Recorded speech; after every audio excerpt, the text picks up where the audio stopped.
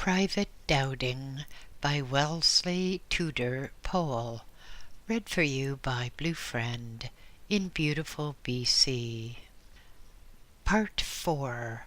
Private Dowding returns.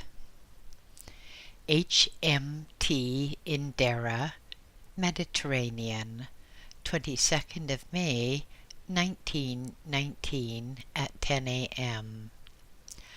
I am allowed to return to you at last. Will you bear with me? There are many things I wish to say. I am not enrolled among those who are attempting to pierce the curtain that separates your world from where we live. This work is being carried on from your side, too. When I spoke to you before, I had just arrived here. I was confused, bewildered. I was filled with shame and humiliation. My life on your side had been so useless. The story of my passing across the barriers must have sounded confused, yet I am told that it has proved useful to many. I am glad if this is so. I've met a soldier recently here arrived, who tells me he has read my book. He said it's been sent to him in Mesopotamia, and it was read eagerly by many of his pals. When he was dying of fever, feeling that his end was near, but he now knows it was just the beginning, he determined, if life continued, to search me out, and we have met. I will not repeat this soldier's description of his arrival here. In some ways his experiences were similar to my own. I was glad I could help him. It was this soldier who persuaded me to try to speak to you again. His confidence in the value of the previous messages inspired me to search you out once more. I asked the messenger if I might try to find you. He told me to follow my own instincts. Then I met your friend J.C. He said he was in touch with you. He brought me to your boat upon the Nile. We met again, and you promised to listen for my message during your voyage from Egypt to England. I am here. J.C. promises to keep the channel open so that my thoughts may reach you clearly. He works with a group of officers among those emerging from the mists of your earth. I will take up my story from the time I left you.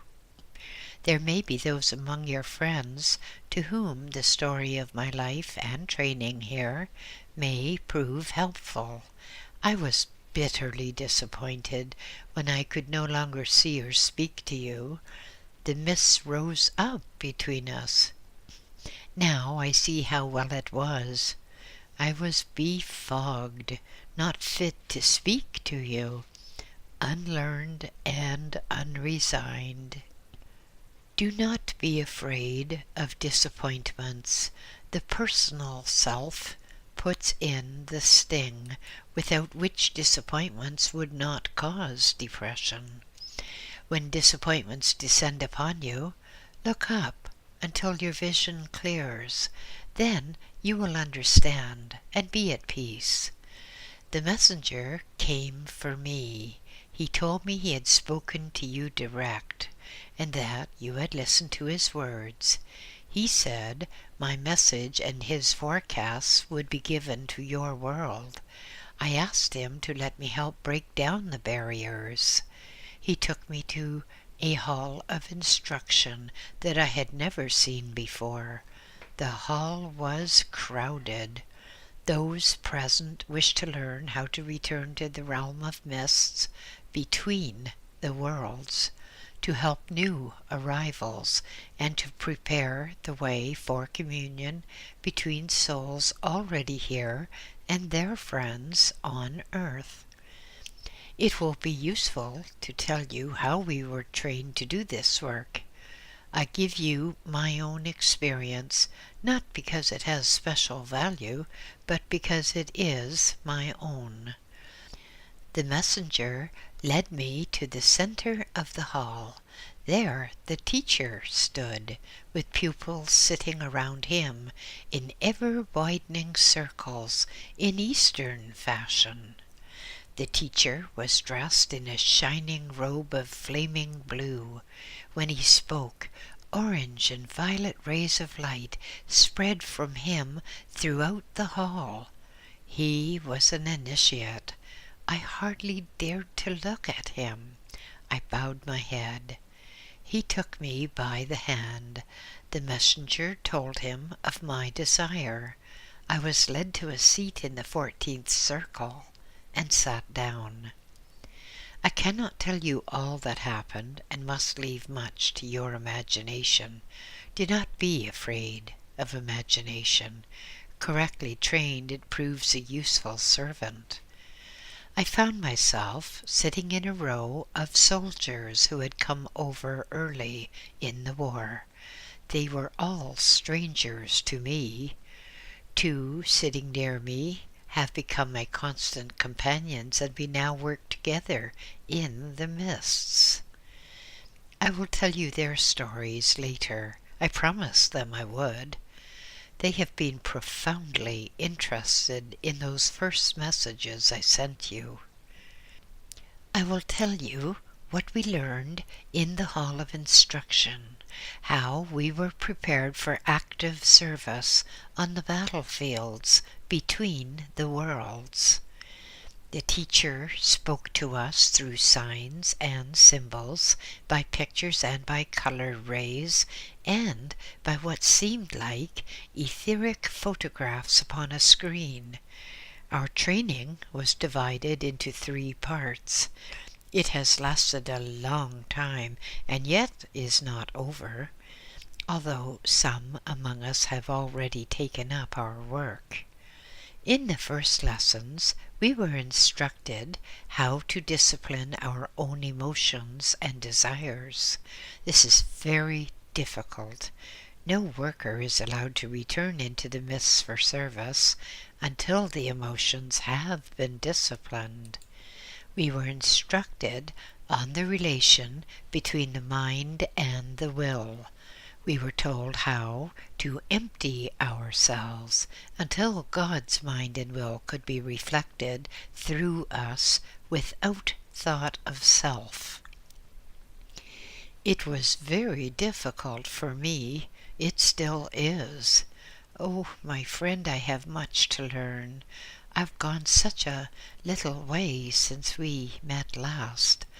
I'm glad to be allowed to speak to you again. Never mind if people tell you that Private Dowding has no existence outside your own imagination. It does not matter. The message matters, fragmentary though it is. Give it and leave the rest. The teacher showed us his own mind.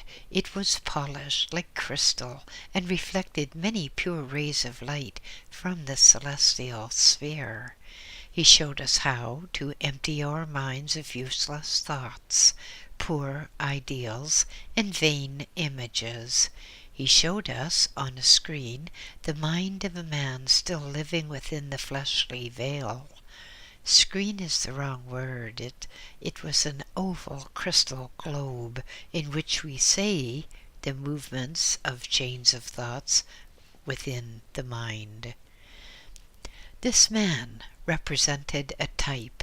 He was a successful merchant, full of desire to make more money, ambitious, without thought for the spiritual, wider worlds around him. His mind revolved for us to study. Here is one trail of thoughts from this man that I followed. If peace is signed soon, I will visit New York and open a branch there. That will come in useful when Jack comes into the business. Lucky he was too young to fight. Wish the school bills were not so heavy. Shall cut out the university now. I wish I had a second boy. too many girls. It can't be helped now. Must try and get them married soon. What was that Ada, his wife, told me this morning about young Mr. Morgan? Wonder what his father's worth. I might find out. Used to be on the change, but the war may have broken him. Johnson may know. Johnson hasn't paid that bill. Must ring him up. Wish I could afford a rest. This life is killing me. I cannot afford a partner. I'd take in George, his wife's brother. But then, he's always been a rolling stone. I suppose I must take him to the club. I promised I would. But he plays rotten golf, and he's not too presentable. Where'd I leave my clubs? Must have been at Brighton. We'll telephone and find out. The man is given no peace, and all these bills to meet on Saturday. I must see the bank again. So Warren's boy has been killed. Hard lines. Thank God my boy's safe at school. That trail of thought went on a long way. This man's mental life was made up of almost endless chains of thoughts, leading nowhere in particular. His mind was filled with unessentials. He had no time for thoughts beyond those which revolved continuously around himself, his worldly interests, and his people. His was not a vicious mind, simply uncontrolled, self-centered, unillumined. He was shown to us as a common type. The teacher then showed us a similar mind belonging to a man who had just come across. He was lost in the midst. Some of the senior students among us went out into the mists to help him. He was a wanderer, without home or peace. It was long before the chains would be broken, and the man released from the meshes of his mind. Now he is a student here, filled with the desires to make his life of service to his fellow men. By this and similar examples showing the working of the human mind, we were instructed. Human willpower and its relation to the emotion, the cleansing of the human mind from sensuality, how to reflect within ourselves God's will, and through that will, and not our own, to harness and purify the emotional life. All this we learned gradually. Sometime you shall hear more. It is full of interest. I will return each day while the voyage lasts. 23rd of May, 1919, at 11 a.m. Before telling you about the second and third part of our training, I should like to talk to you on other matters. About yourself. You have come through the war not unscathed, but safe. How wonderfully you have been protected. At one time I expected you over here, but it was a mistake. Then I asked to be allowed to speak with you again. So the war is over. Is it really over? Here it looks as if the struggle were still continuing, not perhaps on outer battlefields, but in men's hearts and minds. This struggle will go on for a long time.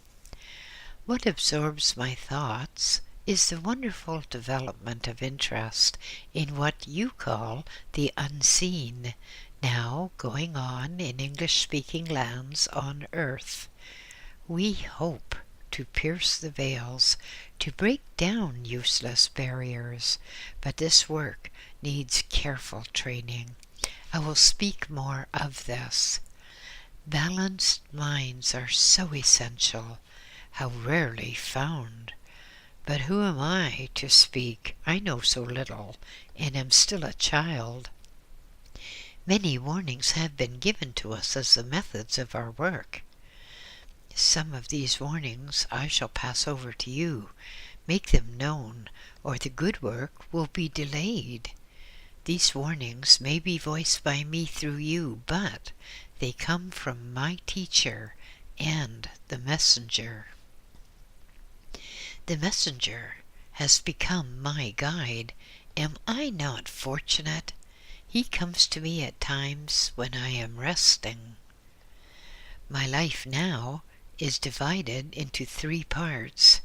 One spent in the hall of instruction, another in the land of the mists, helping to dispel the fog and tumult, and the third in the gardens of rest, where I have a little house and a garden of my own.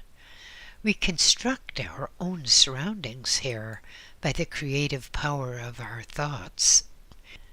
You are doing the same, although it's not so apparent to you. I repeat, you construct your own surroundings, even in that opaque and circumscribed outer world, by your own thinking.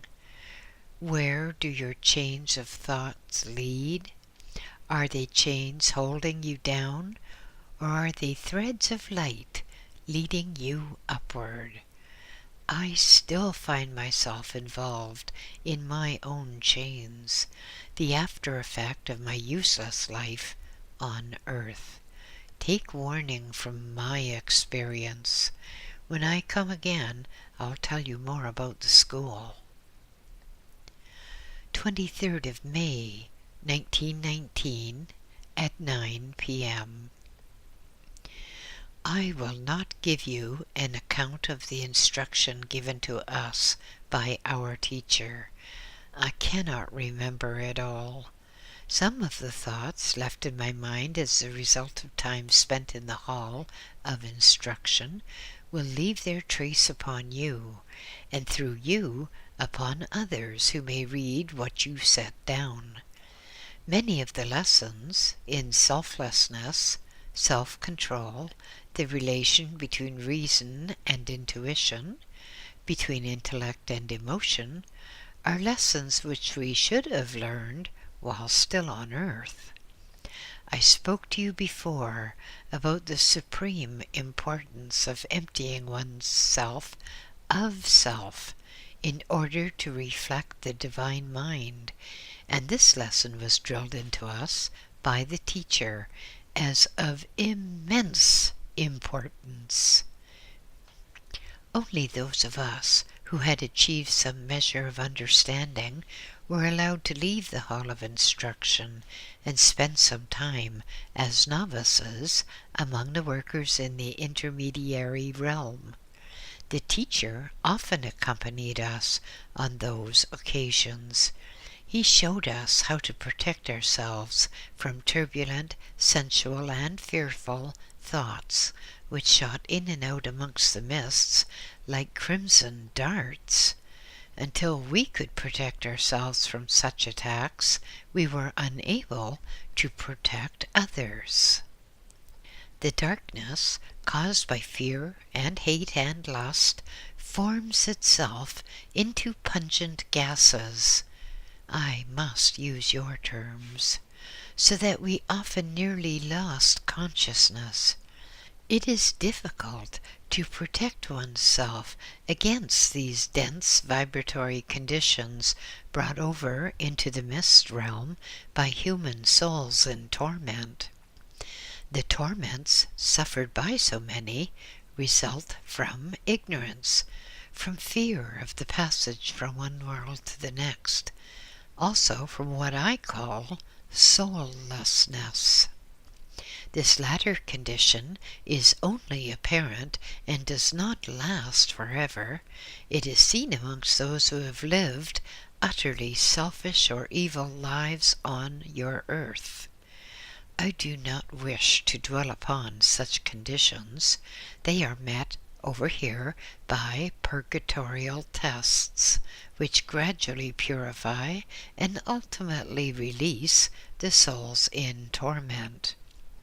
Purgatory, unlike hell, is a condition to be welcomed, to be bravely faced and lived through. I am beginning to rise above my own purgatory. Otherwise, I could be of no real service to others. The second part of our training was carried on in the mists which hang over the great river separating your world from ours. All souls must pass through these mists on leaving their physical form for the last time. 3 times I have succumbed to the influence of that dark sphere. My light has become shrouded and my mind darkened.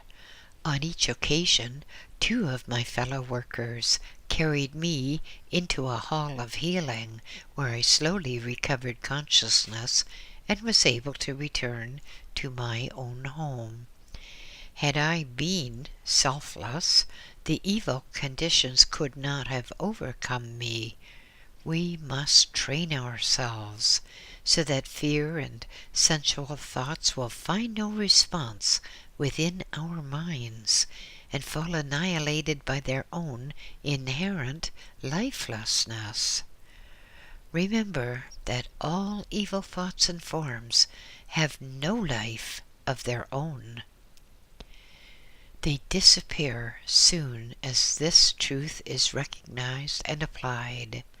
The task of workers in the mists is to destroy the apparent power of conditions created by discordant human thinking, to lighten up the avenue leading them from one world to the next with the torches of love, truth, and wisdom. These avenues need not be full of sorrow, fear, and darkness. They must become illumined by the true joy of life and understanding, so that the sting of death shall disappear. I have more to tell you about this region. Many, still in the flesh, are called upon to work there with us during both waking and sleeping hours. I want to impress upon you the importance of such work. Next time, I will speak of the third portion of our training. 24th of May, 1919, at 9 p.m. Beyond the Hall of Instruction, a great avenue of trees leads up a mountain side. Upon the hill is set a mansion known to us as our Temple of Initiation. When the group, or circle, to which I belong, had been tested in the myths and had been taken through the underworld, where further tests awaited us, the teacher called us together in the Hall of Instruction, and we were each given a new robe to wear, a sign that we were on the path towards the first gateway of initiation. This language is symbolic. A thread of actual events runs through the symbolism. I wonder whether this has any value for you. I fear to be misunderstood. The conditions of life here cannot be explained in terms of time and space or form as you know these. Set down what I tell you, pass it on if you feel able. Despite much that will seem confused, here and there may be found a helpful thought. There is much cause to hope. Ever since I spoke through you 2 years ago, according to your measurements of time, the veils between us have thinned, and many on both sides are now engaged upon this splendid work. The teacher arranged us in our new and living robes and spoke of what lay ahead. We prayed together for illumination and the power to make our lives of greater service. It was a solemn, happy moment. I must not dwell upon the various tests put to each one of us before we were allowed within the temple, nor can I tell you much that happened there. These experiences will come to many of you. There were 9 of us in the group. All that had passed the tests out of 81 in the 14th circle in the Hall of Instruction.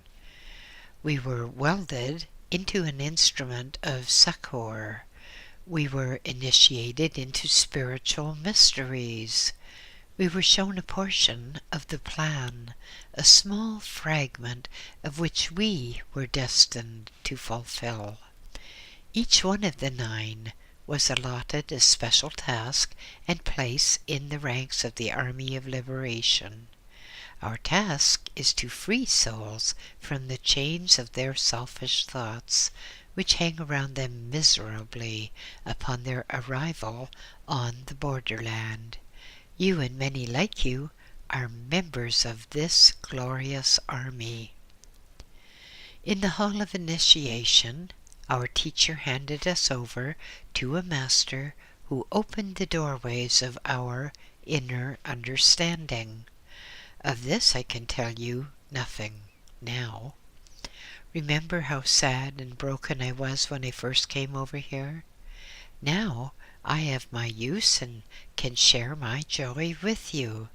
Take heart, all who still find themselves enshrouded in the gloomy canopies of self.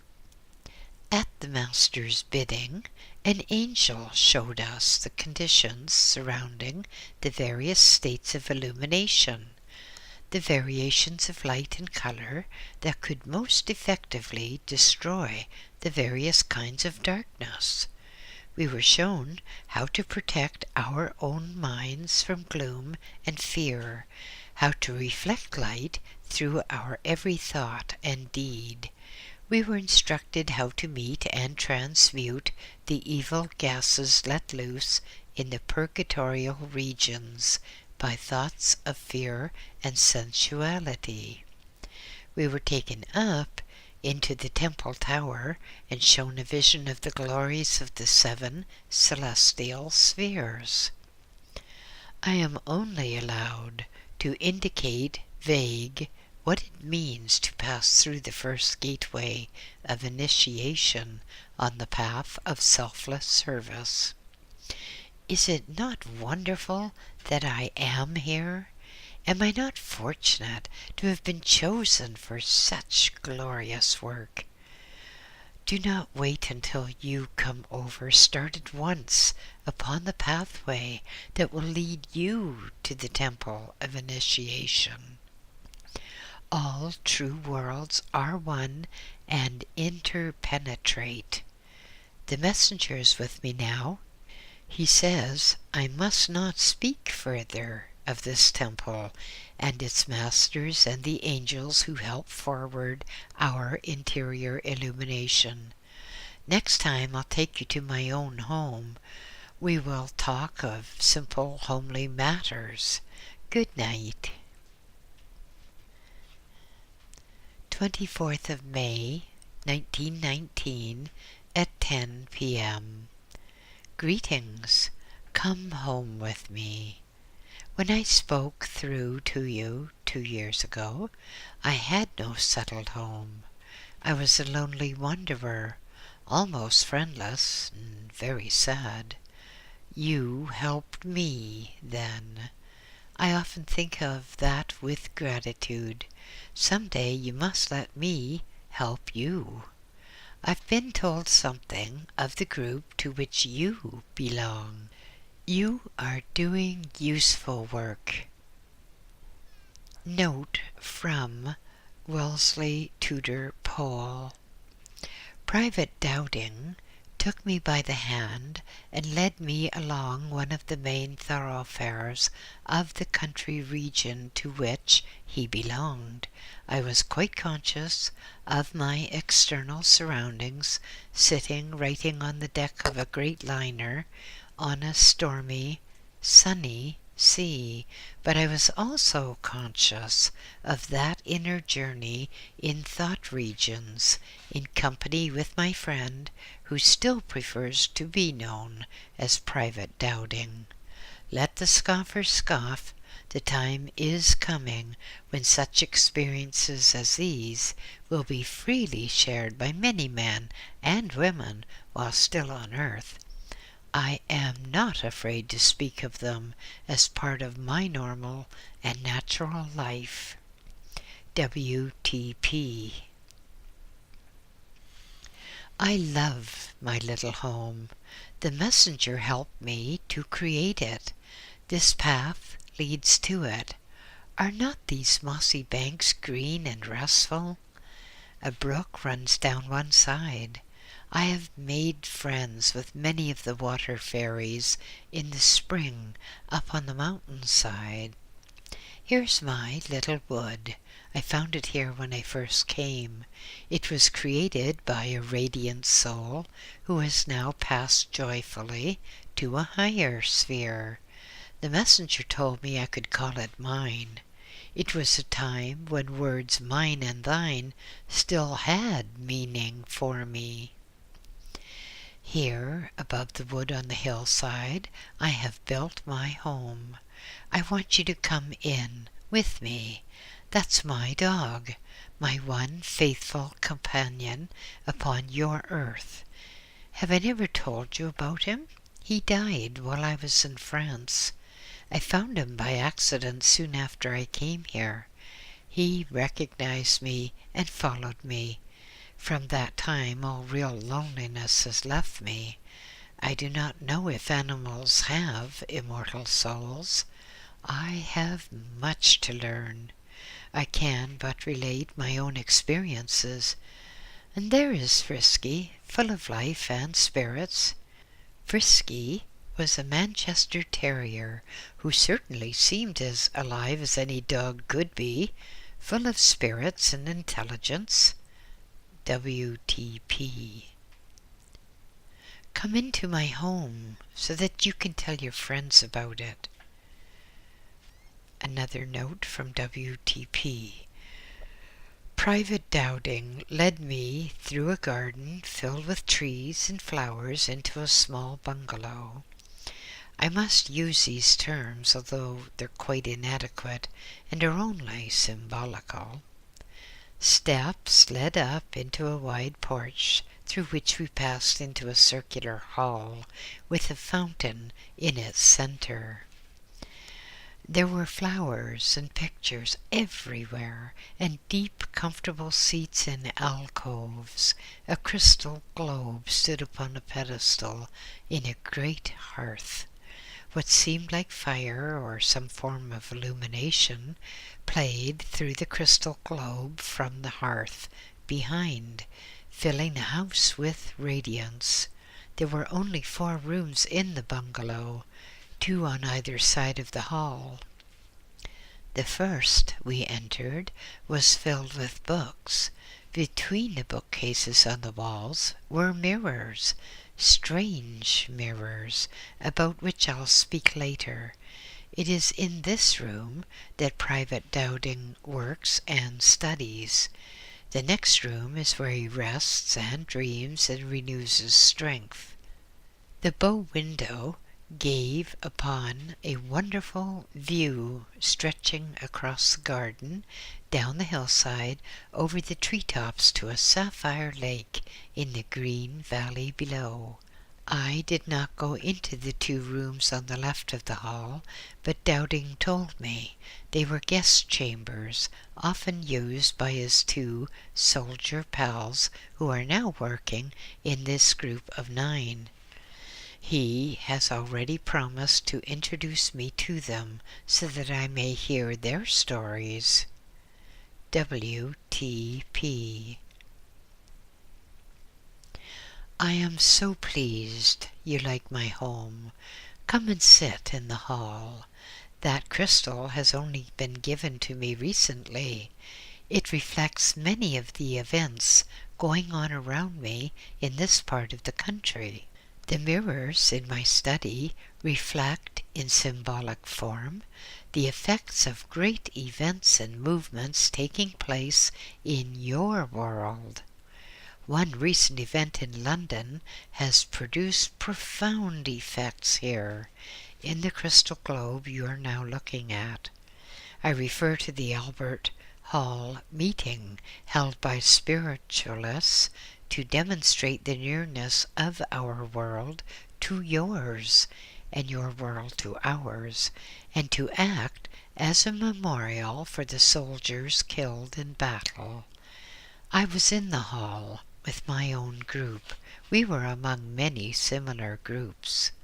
Thousands of disembodied soldiers were present. We were greatly moved. The messenger returned home with me when the meeting was over and gave me interesting advice and guidance. I will tell you some of the things he said next time we meet. 25th of May, 1919, at 10 a.m. It appears that there are two methods by which you can lift the curtain and communicate with our world. The first is the one more commonly in use at present. I am repeating the messenger's words. They are not my own. It is the automatic method. For example, the use of trance mediums or certain mechanical devices and automatic writing. The second method consists in the development of normal clairvoyance. This is safer. It leads to the best results. You are using what the messenger calls the normal clairvoyant method of talking to me now. The messenger dwelt upon the dangers connected with automatic communication and the possibilities of fraud. The veil should be lifted by natural means, by trained clairvoyant vision and clairaudience. It can also be safely lifted during sleep. Public sittings organized professionally with entrance fees should be discouraged. Remember the messenger's words when with you last. The piercing of the veils should come about through spiritual and natural processes of mind and heart, and not through the employment of magical rituals or trances. There's usually one member of a family with deeper vision than the rest. There should be family groups everywhere. They should sit together in prayer and silence for half an hour on each Sunday or holy day, creating conditions that will enable us to approach. If one member of the family group passes over here, the other members should await his or her return, sitting together quietly in the usual way. When the time is ripe, communion will be established safely. There are dangers in the present situation. Thousands of untrained, eager souls, both here and there with you, are tearing at the veil. They use any methods that suggested themselves. Their thoughts and actions are uncontrolled. Desire outruns reason. Emotion upsets the will. Fools step in where angels fear to tread. The messenger feels strongly about this. I have been carefully trained before I could be employed on useful work. Schools of instruction are needed on your side, too. Beware of a reaction from the present impetus wave of interest in communication between the worlds. Telepathy between members of a family on Earth should be practiced. If A in London is able to speak to B in Sydney, and B in Sydney passes over here, then direct communication can be set up very quickly. B remains asleep a while, and then awakes and thinks of A in London. If A has not forgotten B, he will hear B's call, and conscious communication will be established. That is the natural way.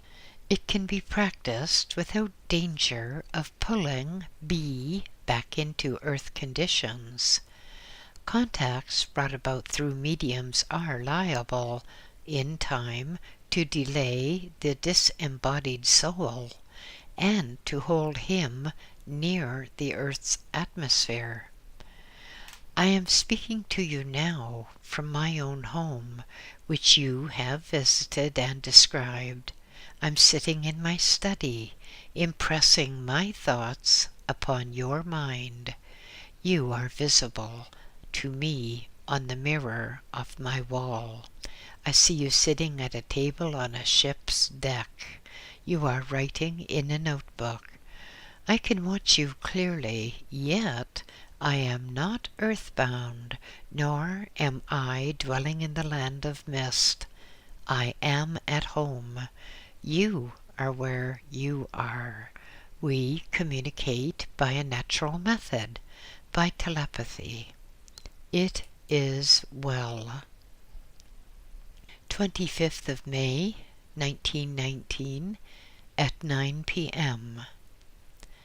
The messenger tells me that some of his forecasts are being fulfilled. I asked him to send you more, to include with the messages I am sending you. He does not think it necessary. People on Earth, he says, already live too largely, either in the past or in the future. Prophetic utterances are interesting, sometimes serviceable, and often dangerous. Man must live the day and do his best uninfluenced by sad memories of the past or fearful thoughts of the future. It is not easy. The present is the only real there is. If you but knew, both past and future and contained within it. I asked the messenger for advice on healing work as you suggested. He says the time has not yet come for him to speak of this. I am becoming interested in spiritual healing work. Now, I will tell you the stories of my two friends as promised. They do not wish their names disclosed. I will call them Captain Y and Sergeant Z. These ranks they held while fighting before coming here. Captain Y shall tell his own story. Author's note. I was conscious of another figure sitting with Dowding in his study, a tall man wearing a similar cloak and robe to Dowding's, and the same group star symbol on his breast. WTP.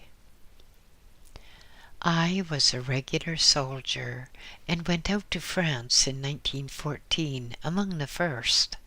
I was killed before the year was out. I cannot tell you much about it. It was at night.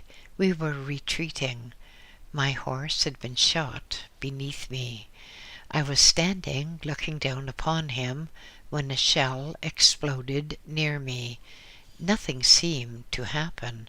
I was still looking at my horse, but he was alive again, which struck me as very strange.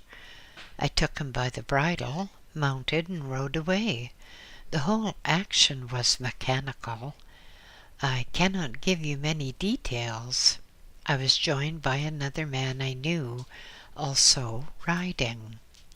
A brother officer who had been stunned by the same shell, and his horse was killed, I discovered later. He asked me where we were. I could not tell him. We soon knew that something must have happened, but we did not think that death had overtaken us. We both thought we'd lost our way in the retreat, and were wandering in strange country, dazed by fatigue and lack of food. We had had no proper sleep or food for 4 days. I was too dazed to wonder what would happen next. Soon I fell asleep. I could not keep awake, although I feared to sleep lest I should fall off my horse. I awoke to find myself in what I now know to be a hall of rest. My horse had disappeared and my companion also. It was only recently that I learned he had not been killed at all, but rendered unconscious by the shell that killed me. While senseless, he was able to be with me, riding on his own horse that had been killed. He was taken prisoner but is now released and well. I'm trying to get through to him. There's little more that I can tell you. I rested until my own guide found me. He brought me to the Hall of Instruction, where I have spent much time. I learned slowly. It was all strange to me. Then Dowding joined our circle, and he has brought me to you. We work together. Dowding will tell you about it. There's no moral to my story. I come here quite simply, without distress. I was very sorry to leave your world, but I have many friends here, and I can work usefully. I have no more regrets, and shall hope to be of service in the borderland where thousands remain in ignorance and misery. Conditions are improving, and I'm told the chaos in your world is to be stilled. We will do our best from here. Private Dowding. My sergeant friend is not here at present, but I will tell you about him. He was drowned when the transport he was travelling in was mined. He says he made a big struggle to reach a raft, but was unsuccessful. He does not remember any feeling of distress while drowning, when once he had given up the struggle. He told me the actual sinking into unconsciousness was not unpleasant. Sergeant Z does not know how long he remained unconscious. He says his passing over was gentle, that he travelled through the land of mist without mishap, while still in a dazed condition. It seems that his brother found him quickly and brought him through. A bond of great affection linked these two. A year separated their coming over. A bond of love between two souls, if it be unselfish, will achieve much. Through it, the passing out experience can be robbed of danger, made pleasant instead of fearful. Had I been met when I arrived, my troubles would have been less severe. I was met, but I was too self-centered to pierce the fog of my own selfish thoughts, which shut me in on all sides. Sergeant Z now works with us. You can watch our group at work on the borderland, where most of our time is spent. Keep in touch with us, and when one in whom you are interested passes across, we will be there to make the pathway easy. I will return later. 26th of May, 1919, at 10 a.m. I would like to speak on spiritual healing. I'm beginning to study this subject. I believe it will ultimately supersede drugs and surgery in your world. Here, all healing work is accomplished through allowing the mind to reflect healing rays of light from higher spheres. It could be the same in your world. The messenger tells me this is a subject in which you are greatly interested. I hope you'll give me your ideas. I firmly believe that the healing of physical infirmities by spiritual methods and the unbarring of the gateways between our world and yours will do more than all else to bring about the speedy progress and happiness of the race. Do all in your power to bring this about. The messenger is with me now. Have you any questions you'd like to ask him? WTP. Do you wish these further messages from Private Dowding published? Messenger. It is our wish that every possible step should now be taken to arouse interest among you in the realms in which we dwell. Mankind has concentrated thought too long upon what can be felt and seen and heard in the material world, to the exclusion of all other interests. Life on earth can but last a few score years at most. Men must prepare and train themselves for the wider life while still on earth. Call attention to the conditions on this side of the veil, so that men may come over to their homes and not into a country that is strange. The thoughts and experiences of my son, known to you as Private Dowding, should prove useful to many among you. WTP. Was this why he was allowed to speak to me again? Messenger. It is no longer a question of allowing. Private Dowding has a settled abode among us, and he's doing good work. When he first arrived here, he was not in a fit condition to communicate with your world, because he had no understanding of his surroundings. WTP. How do you view the present campaign among spiritualists to break through the veil hiding your world from ours? Messenger. It is a natural outcome of the war. As the race grows in spiritual understanding, the need for the veil will disappear. It is part of the divine plan that this should be so. Author's note, it breaks off here. Then Private Dowding adds, I see that the conditions around you make it difficult for the messenger's thoughts to reach your mind. I was in the smoking room, which was crowded and noisy. He will speak to you tonight when your body sleeps, and you can translate his thoughts into your language when conditions around you are more tranquil. I have just returned home from the land of mist. I find work there most interesting. I left a man who was very anxious to return to your earth.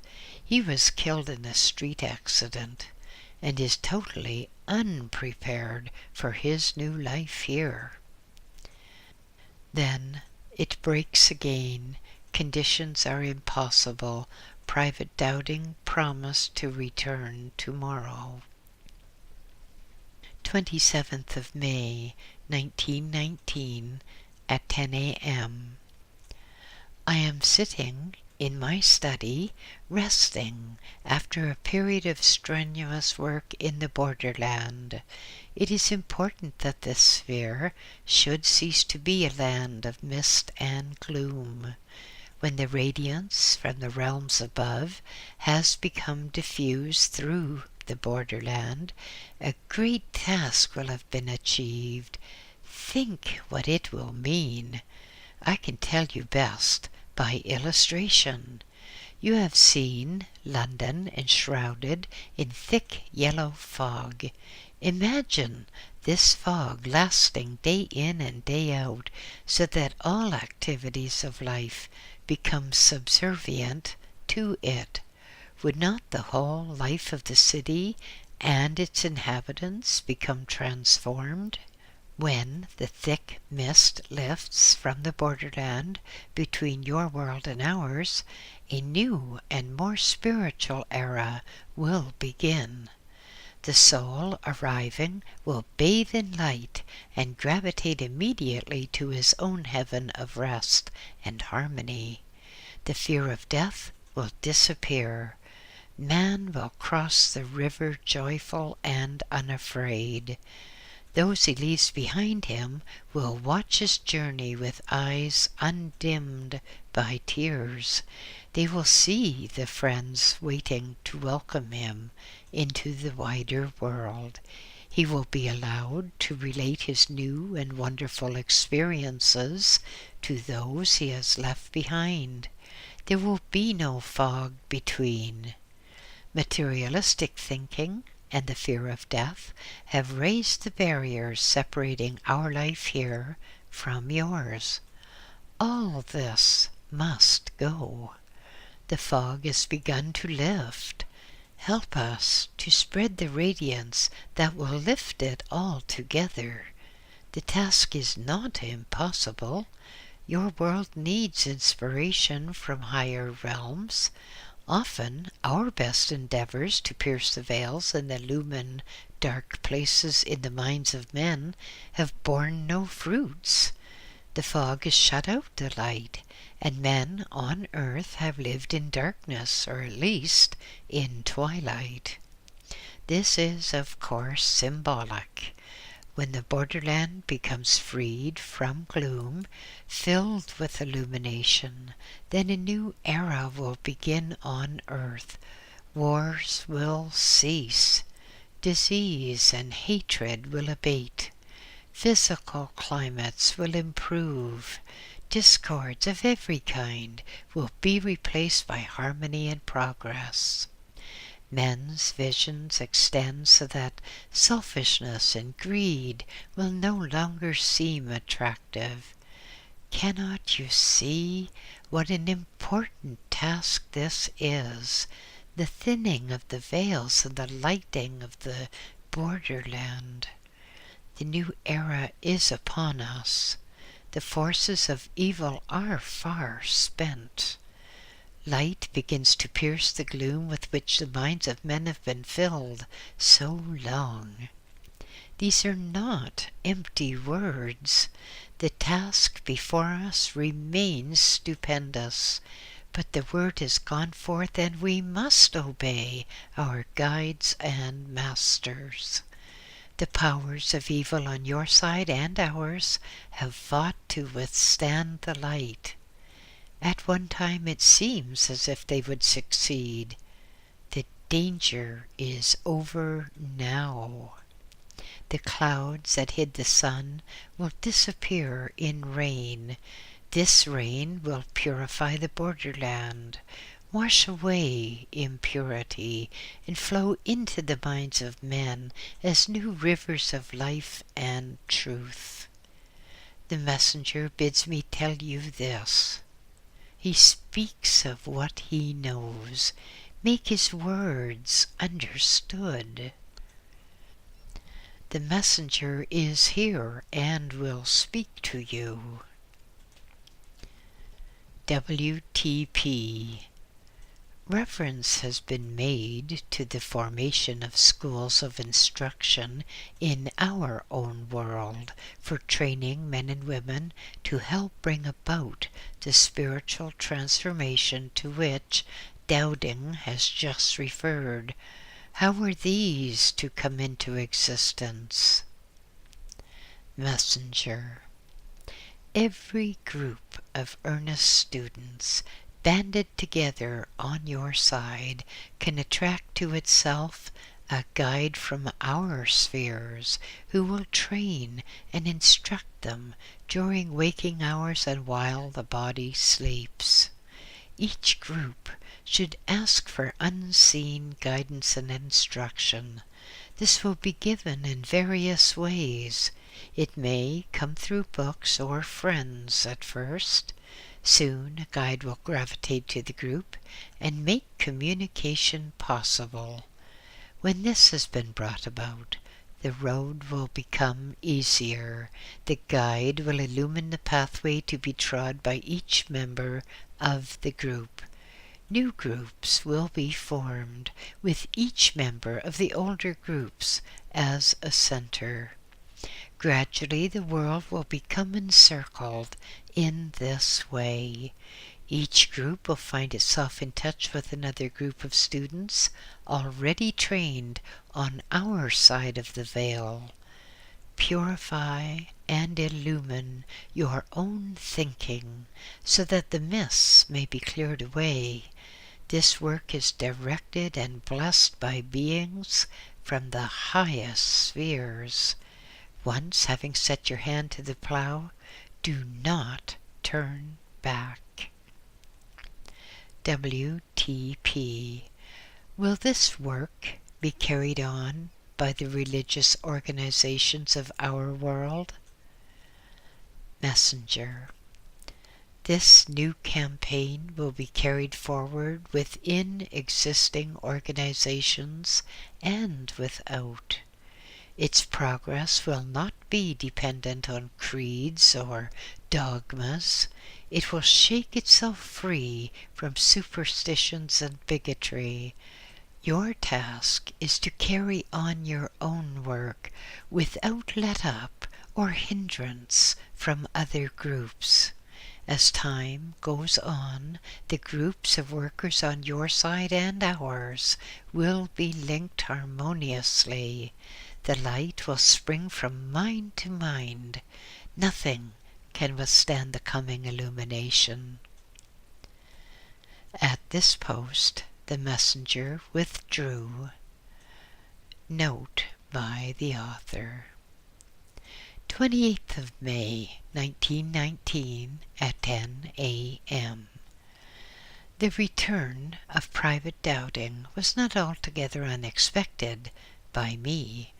I had been conscious for some time past that he wishes to communicate again. When he first spoke to me in March 1916, I found no difficulty in setting down what he wishes to say. He seemed to stand beside me while I wrote his story down. On the present occasion, the task has been more difficult. It is as if I had to catch Dowding's ideas as they fell from a great height. It's not always easy to translate the ideas into intelligible words. Personally, I am satisfied that it is Dowding who is communicating with me again, but I can offer no proof of this statement. I set down this record for what it may be worth, but claim nothing for it. I have been in the habit of sitting in silence in the quiet room on my Nile boat each Sunday. On these occasions, many friends from the wider world have visited me and my companion, F.L. On the first Sunday in June 1919, a regular visitor, J.C., spoke to me about Dowding and said he would bring him to the boat. On a subsequent occasion, Dowding came. He was no longer dressed in a private's uniform, but in a blue cloak with flowing robe beneath and the star emblem of his group upon his breast. Dowding seemed delighted to find that he could speak through to me again. He promised to tell me about his present life, and when I told him I was going home by long sea route, he promised to visit me daily during the voyage.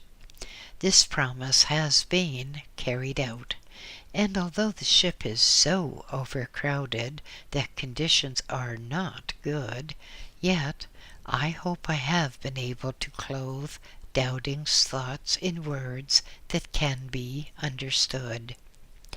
I do not know that there is anything very new or striking about the present series of messages received from Private Dowding. They are interesting in that they show how his outlook has widened since he first arrived in a new world. I also think that his remarks about the borderland are useful and may help to clear up misconceptions about that strange place. Dowding's outlook on life has grown more optimistic, and the messenger still seems satisfied that the race is approaching a new and golden era. All my experiences in the intermediary realm that separates, whereas it should join, our world from the wider world lead me to the conclusion that Dowding is correct in what he says on page 62 about materialistic thinking and the fear of death. There is one other subject I should like to comment on. On page 68, the messenger dwells upon the dangers connected with automatic communication between the worlds. He strongly urges the need for the development of what is called normal clairvoyance and clairaudience if the best results are to be obtained. I have had some experience of both the automatic and the natural methods to which both he and Dowding refer, and can thoroughly endorse all that is said in this connection. The greater my experience of group work, referred to on page 77 and elsewhere, the surer I am that this is by far the sanest and safest method for piercing the veils and for developing natural clairvoyance. May I be allowed to repeat the warning given in the first part of Private Dowding's messages as to the time factor. That a new era is dawning upon this sad and storm-tossed world is now apparent. The dawn will still be dawn, and not full daylight, for many years to come. References made to the swift progress of the race must not be interpreted too literally. The time factor cannot be gauged with any degree of accuracy, even by the denizens of the wider worlds. Finally, may I be allowed, on Private Dowding's behalf, to thank all those people who have written to express their appreciation of the messages that he has given to the world. I hope that the present message will receive as friendly a reception as the previous one. WTP. End of part 4.